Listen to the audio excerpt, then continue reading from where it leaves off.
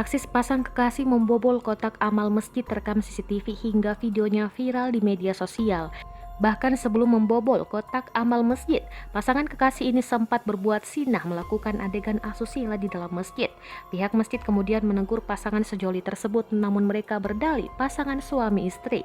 Pembobolan kotak amal itu terjadi di Masjid Nurul Ihsan, Perumnas, Tumalia, Kabupaten Maros, Sulawesi Selatan pada Senin 21 Juni 2021 siang. Aksi sepasang kekasih itu terekam kamera CCTV dan kini viral di media sosial.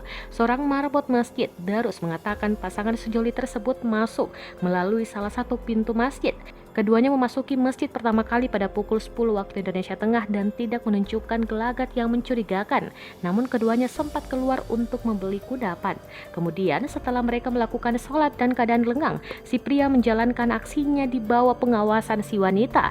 Dari dua kotak amal itu, pasangan sejoli itu membawa kabur uang sebesar Rp200.000. Dari pemberitaan Tribun Timur, sebelum membobol kotak amal, pasangan sejoli itu terekam sempat melakukan tindakan tak senonoh di dalam masjid.